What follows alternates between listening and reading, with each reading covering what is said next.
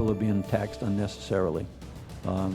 And I don't believe that there would be a change in terms of the outcome of the budget process if it went back to the General Assembly. Are you going to run for governor? Give me an answer. Am I going to run for governor? Answer. I want to break the news. There's no news to break.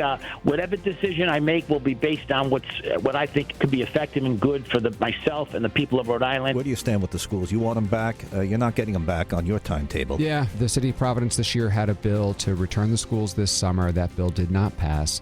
The Commissioner of Education has authority from the K-12 Board of Education. This is a state board of education. To keep the schools up to 2027. So it will be no later than 2027, but it could be earlier.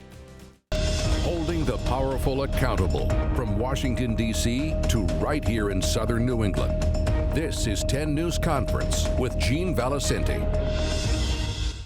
Well, we try every week to do that, not how successful we are, but we do try to hold them accountable. Good morning, everyone. I'm Gene Valicenti. This is 10 News Conference. Well, it's the middle of the year, right? We're in July already, so this is a great time to have our reporter roundtable convene again. Alison, Bologna is with us. Brian Crandall, Abbey Buttacavoli. You're a newcomer to the table. I am. Welcome. First time. Excited to be Welcome. here. You're going to talk about schools. You're going to talk about Pawtucket. But first, let's get to the budget. Brian, the governor told me, I'm not going to sign it because I got some stuff I like, a lot I didn't. But that's as far as my protest goes. Why not veto it? Right, and that was the big question. He basically convened a press event last week to say how disappointed he was in the budget. I don't like the added gas tax, added cost for health care insurance.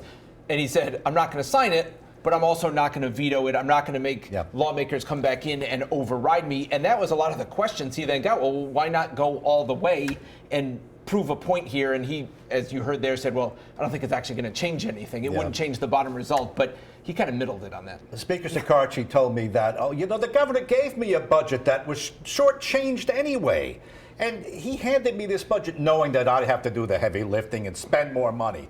Well, right, there was a couple items in there, like taxing online advertisements for big, like Google and Facebook and stuff like that. And also condensing the prison, that didn't go anywhere. So there was this talk from the House side that there were some things in there that weren't going to work from the jump, and then we had to fix it up. Sicarci said every mayor called me and said, I need more money, and I got them the money, and the governor knew that he was giving me something short, and he said, I'll take the heat for it. There's money for the schools. Oh, yeah. There's money for Providence schools, and the state still controls them. Yes. And Mayor Smiley still wants them back, but he's not getting them back. Yeah, I sat down with Mayor Smiley not too long ago and the Education Commissioner, and both are at odds about when that should happen. Mayor Smiley says now the goal is going to be next summer. So the goal originally this July, which we now know we are in, and that is not happening. Can I ask, why does he want them back so badly? Yeah, I think strategically, it's how's the he community wants it, is what he says. The community feels like Providence knows their schools best, and the state didn't do a good job. So. And they have seen what the state maybe has done with other districts, and they are not so pleased. Well, listen, he's on the hook for $15 million. He's raising taxes because he owes the school district, which is run by the state, $15 million. So I guess if he says, well, I'm going to stick my neck out let me make the to raise taxes, if you're going to pay for it, you might as well get it. That's fair. And it's going to happen. Right. It is going to happen. AIG and Angelica Infante Green, the education commissioner, does say that schools will be returned. She just needs to be sure that that is going to happen successfully. But it could be 2 years from now, right? Wasn't it 2027? Mayor Smiley at the beginning of this year said, like right now, July of this year, and maybe that was a negotiating, maybe we can get it in the middle, 2026. So now he's trying for that, but. We'll see. Let's just review. The city owns the buildings, controls the actual physical plant. Yep. But the state is calling the shots. Yes. What kids learn, who gets to teach. Everything is the state. Yeah. And Mayor Smiley, there's bad blood between him and the education commissioner. It didn't start out that way. She was a Gina pick, but it's really disintegrated over the years. It has. She took him to court. Yeah. And they both do say they get along and they meet regularly. They say that this is not. Of course they're going to say that. Right. The public scuffles we see are not necessarily what's reality, but so a lot to look forward to. I get the sense that the mayor's just fed up. He wants to roll up his sleeves and clean it up on his terms. If he's going to be paying for it, put him in charge, right? And he says there's a lot of overlap. The HR department for the city and the HR department for the school is that waste. That's a question. Look, the state took it off the mayor's hands, whoever that mayor's going to be. Another mayor might say, keep him as long as you want. You know, it's Sure. your, Well, that's what it's I'm your saying. problem It's now. Right. Well, we've seen Right, you can Central. always blame somebody for the poor test scores Yeah. if it's not you. Central Falls has been under state control for 30 years. And that has been something that I think Providence compares himself to. Central Falls has been under state control for 30 30 years. years. 30 Yeah, years. Providence schools. is 6 now, right? 6. Yeah, about 6. About to be. Yep. Yeah. That's absolutely stunning. Yeah, and Central is. Falls has made gains, but a lot of people argue 30 years is a long time to not be where they Right. And in the should be. meantime, a lot of charter schools have opened up in the Blackstone Valley. So. Well, these charters, yeah. There's a push for charter. There's a list to get into them, Yeah. right? You can't get your kid Some into of a charter them, yeah, school. some of them are, you know, you have to live in Central Falls to go. Yeah. But then, like Legacy High School, which is a branch off of Segway, which is based in Central Falls, it's opened up to Providence, Pawtucket, Woonsocket, and that's interesting because the model with that school is it's high schooler kids who want to be teachers or educators Yeah. in some way in the future. They just bought a building in Pawtucket, so they're expanding. Before we leave the schools, you know, the new Senate president is Valerie Lawson, the president Yes. of the big teachers union. And she got an advisory opinion from the Ethics Commission saying you could hold both jobs. You could be president, so to And that speak. was after when she was sworn, the day she was sworn in, she Yeah. said, no, I'm not leaving the teachers union, NEARI. I don't have to do that. We're a part-time legislature. Just about everybody has another job, so everybody has Everybody has a conflicts. conflict of And interest. she's been able to kind of work around it, but she has recused herself Yeah. from certain matters. And then, yes, and then more recently, she went to the Ethics Commission and asked for an opinion. And I guess unsurprisingly, they said, no, it is not a conflict to hold both, and you can go Yeah. case by case.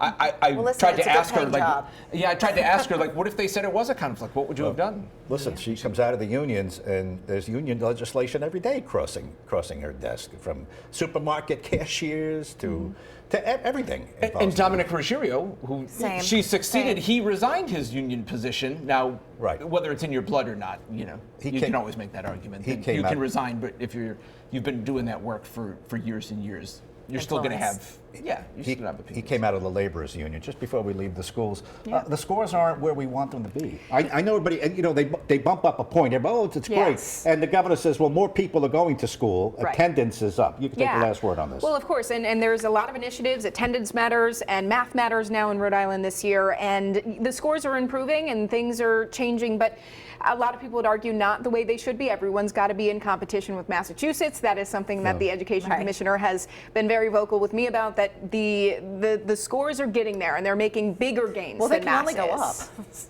That's true. For And most by the way, Massachusetts is a little soft lately with certain categories. Well, Well, and MCAS the- is no longer a and- requirement. Right, they put Right. it on the Yeah. ballot, Right. and the voters decided that MCAS won't be a graduation requirement. It's still there, so you can measure it, but you don't need it to graduate like you did before. We Yeah. all chuckled over the governor's 2030 plan. Oh, we're going to meet or beat Massachusetts. Yeah. Listen, the way they're going, maybe we will. Yeah. All right. So them going down means us meeting halfway. Could be. Compromise. That's politics. Stay with us. We'll be right back to talk about the bridge and the assault weapons ban and the homeless protesting outside Mayor Smiley's house.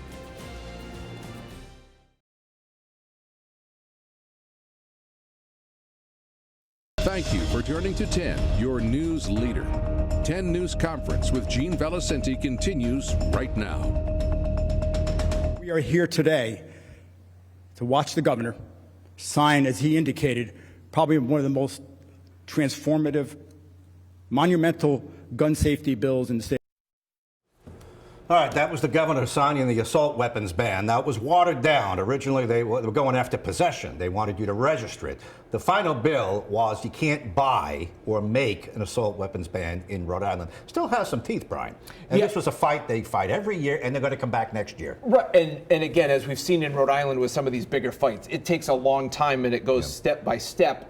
And as you said, not everyone was happy. There were, gun control groups that came out against this compromise bill in the Senate, and then there was another one that was for it. And in the end, the people Governor McKee, who pushed for it and wanted it in the budget originally this year, I think they said, well, something is better than nothing. We've got to go part of the way, as they've done with, the magazine, the large capacity magazine restrictions, and they go step by step down the road. Now, so gun rights, Now- it's always a testy issue. Gun rights. This is the furthest it's ever gotten, though, in the state. And Senator DePalma, who we just heard from in that soundbite, pushed for it. But he's going to also tell you, compromise. There's going to have to be some compromise to get it at least passed to this level before it can keep getting amended in the Here's future. how they work. Compromise. We'll get this year. Right. You can't You make gotta get one your or foot in the buy door. one. Next year they'll come back and they'll go for possession or a registry. And squeaky wheel gets That's the wheel. right. That's the way Yeah, politics and works. we've seen a lot of people on both sides of the aisle be very vocal about what this has meant for them, and people speaking, I'm worried about my children going to school. And in the state of Rhode Island, making sure everyone's safe has been a priority, I know, of Governor McKee. All right, listen, here's another testy topic, truck tolls. I was just going to go there. They're not going to tax the cars, right? Once you get in, and they're not right now. They're not right now. Well, they but- could always change the law to allow Right, for that, and that's what some I'm people saying, you don't never believe know. it that they're not going to tax. Well, at this point, tax they got to the figure out a cars. way to turn the tolls back on. They're supposed to be going because back on. that's a sticky wicket. 'Cause going back to the budget, and I did a story on this. The budget includes $10 million in anticipated revenue from the truck tolls for this budget year. That, if you work that out, that's for the last quarter of the year, starting sometime in the spring of 2026 through this time next year. So it's not as easy as turning them on. There's the technical issue because they've been off so long, but as the lawsuit that the state, I guess, they claim they won to be able to turn them back on. The trucking industry also claims they won because a cap that was put in place by the state to help out local truckers in terms of they could only pay so much per day. That was ruled unconstitutional because it favored one group over another. So now the question logistically is, how do we turn the tolls back on, appease local truckers, so they're not, they're going back and forth 10 times, but then not have an unconstitutional problem again? Here's the fix. They're going to charge every truck a very low toll. The governor has already indicated that. However, the guy who runs Job Lot says, I run hundreds of trucks in and Still out of gonna Rhode be Island. So low expensive. toll. They're taxed every time they come in and every time they leave. And the trucking industry will say, okay, you can lower it for everybody, but local trucks. Right. So both local businesses and trucks that stop locally make up an overwhelming majority. So no matter how you slice it, whether you lower it or come up with some sort of other It's system, disproportionate. you're still going to be taxing local businesses, and they're just going to pass that on to the consumer. I have to be honest, when I moved here, I saw those tolls, thought they were car tolls, was very concerned about my Easy Pass. I was very concerned, but it's nice to know they're not on, but perhaps soon. Well, for at least they trucks. didn't waste money putting them up because they never came down. No, you missed a good fight before, and then there was one. Remember, they wanted to put the toll on the new Secana Bridge. Yes. Remember that? Remember that? Oh, the Yeah. Secana Speaking, River Bridge. which leads us to bridges. The demolition of the piers takes place as we speak. The contracts have been signed, and that's it, Alison. We'll see That's you it. when they're ready to cut the ribbon. 2027, right? They're Yeah. hoping to have it completed by then. 28. 28, Yes. excuse 28, me. 28. which is now 2 years past when the Governor McKee, and DOT Director Alviti announced Right. last year they were hoping to get it done by 2026, and then when they came out and announced the new contract a month ago, it was 2028, and the cost was basically almost double of And what it's going they to be an extra anticipated. lane. Yep. Right, 5 instead of 4. So if they're going to build it, they're going to accommodate for the future. New reportedly. lights. New lights, I We will guess. say. I go across it all the time. I mean, obviously they need a new bridge, but the traffic seems to have gotten a little bit better, or maybe we're just tolerating it a little bit more. But 2028, huh? Yeah. Well, listen. Governor's up for re-election. He's running. Right. Whoever's running against him, and Arona says he's interested. Sakarchi's the buzz. Helena folks, they're going to hammer him on the bridge. But his out is, which he's already used, He I've been inherited handed it. a bad bridge. Right. I was told, and again, don't forget, they were in the middle of an $80 million repair project when they discovered the problem that closed the bridge. So Right. he'll be told, I was told that this bridge was fixable, and I was handed a bad bridge. So he's going to say inherited that. But what about Mount Hope? I had an Ask Alison that came in about 6 weeks ago. It was not easy to get that report, I just want to say. And this there's the not a lot in it other than it's fine for now. Is this the inspection report? Yes. The inspection was done a while ago. And it was in fair condition, just keep using it, and Peter Alviti insists it's safe. By the way, that's the Oh, that's Turnpike right. and Bridge I was on the Authority. radio with you about that. Yeah. Right, but he's on the board. He's on the board as the DOT director. That's Turnpike and Bridge Authority. And listen, we need a new Secana River Bridge. You got 100 years out of it. And it's, Why aren't we? yeah. Right, and the other part, to go back to the Washington Bridge, the governor's out as I was handed a bad bridge, but then the comeback is, but then you supposedly botched the response to then closing it down Right. and then saying, we hope to have a new bridge in 2026. Right. It's going to cost $250 to $300 million. I think a lot of people at the start were like, that doesn't Doesn't add up. right. And then nobody bid on that proposal because the big bridge companies were like, yeah. that's not realistic. And so now we're looking at Mount Hope and others, so it just raises a lot of eyebrows, and people don't necessarily Listen, feel safe. we need a new Mount Hope Bridge. And although the Romans do pretty good, right? They got like one in Rome 1,000 years old. And eventually, here's another thing nobody wants to talk about. We need a new prison. Right across the street is the old Shawshank Redemption. Yeah, we pass by it every a lot day. of construction. But again, is there ever going to really be the political will to put a lot of money into a prison? Well, we've seen what happens when we don't have political will. Things fall, things deteriorate. Right, but and you fall. can make We the didn't have argument to people that I drive Yeah. over a bridge every day. Unfortunately, if you're warehousing prisoners, which a lot of people out of sight, out of mind, it's like, why are we going to spend hundreds of millions of dollars? And they're trying to downsize, right? Because they said, was it minimum? Minimum. We look when you say Shawshank, we look at maximum here on Pawtucket Avenue. Abby, have you been to the new soccer stadium? I haven't. I'm very excited to go. I know you, several of you guys have been. It looks wonderful. Gene approved. Yeah, Whoa. I've been pretty critical of it on the radio, how it all came about. Sure, a lot of people. The governor had to break the tie, the cost, the guarantees. Is soccer gonna take off? Soccer's a dicey thing. It's not that big up in Foxborough.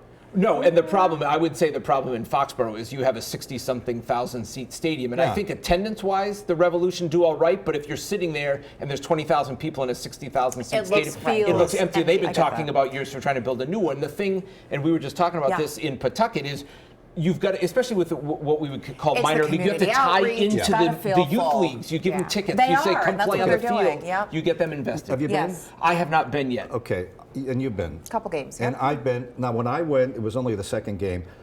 It worked. It looked great, and everything was working. So I want to credit them for that. Whether this thing is going to be a hit in the end, nobody knows. The fourth quarter hasn't been played yet. So the last game I went to, it seats 10,000. There were 7,500 in attendance. The kids were on the field. The fireworks, it was the first night of the fireworks. It was spectacular. Listen, it's there. The state is going to want it to succeed, right? Obviously. All right, when we come back, let's talk Karen Reed. How could we not? This is 10 News Conference. We'll be right back.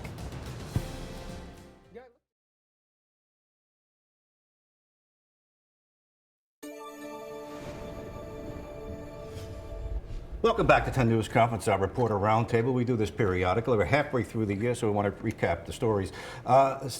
All year long, we talk about the homeless and whether or not the state is doing enough, and there are complaints from the advocates who were protesting outside Mayor Smiley's house on Tuesday of this weekend. We don't often see that, but it's not unprecedented. And then they're mad at him for, they say he has a heavy hand when cleaning up the encampments. Yeah, and this has been something that's been talked about far before even I was here, but I know this has been sticky and they couldn't get them open when they wanted them to. And this was during wintertime when temperatures were dropping. These are the pallet shelters you're talking about. Yes, the pallet shelters specifically. But yeah, homelessness in Providence is a challenge. Well, we keep throwing money at it. So. Well, we throw hundreds of millions of dollars at it, and there's no accounting, and when you that's a big part of the story. And when you go to other cities, I think mayors will forcefully say we're getting rid of encampments because that's what they think. It's a public safety issue. An overwhelming majority. It's like the ATVs. It was a sticky wicket. Again, I used that term twice now. It was a sticky problem in Providence, but in Cranston, the mayors have said nope, they're not coming here, and that's the end of it. By the way, that man with the hat over there, that's Vin Marzullo. He was the interim director of the Da Vinci Center, and about 2 years ago, he was complaining very much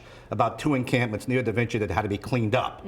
The other day, he was out protesting against Mayor Smiley's method, so I'm not sure Vin wants it both ways, but he says, I have the best interests of people at heart. So, Alison, this never ends. It never ends. But the Echo Village is full. There's been complaints about some of the activity that's been going on there, but in general, I mean, it was a success in the end as far as at least getting shelter for people, despite the cost. So you're going to challenge me on the cost. What do you mean success? Well, people are getting off the streets and getting some services. And Dan went up, and Dan did a walk around. Did a walk around. The people there were happy. People were wondering if you're going to spend all this money, and were people actually going to choose to stay there, and they are. Right. Because that was the issue, right? There were people, they said, who didn't want to go to shelters. And they're full. Yes. What was the amount in the end we spent? $4.3 million. That includes the contract to run it. With Hope. And again, I reported earlier this year that the construction cost, that part alone had gone up by $1.3 million. That part of it had doubled. They blamed that a lot on the fire issue. They had to put fire suppression systems in each individual unit. I think the construction cost broke down to about $67,000 per per building. So there's that's the a lot. 45. That's a lot. There's the 45 units plus the office, there's bathroom, Right. showers. Oh, yeah. How they, Route But 2, people are Arlington living there and are off RV. the Go street. buy as Well, many trailers full with amenities and everything. And that's we the built, argument. We built back a shelter. That was the argument. People said you could roll in RVs, you could do so much for so much less, but then the counter was, yeah, but you have to meet the fire code and the fire code. And then Shekarchi came back and said, we've eased the fire code, but that was after this already happened. that was The months, fire yeah. code with a trailer, we parked them in trailer camps all the time. Yeah, I want to know if they ever did they follow that model at all? Did they compare the two? I don't think they ever did. Well, with this, they applied the hotel code, the hotel which code, is the right. closest Which they now can have. Massachusetts is shutting down all the hotels Right. and no more. So Let's talk about Karen Reed, because she dominated the first half of the year.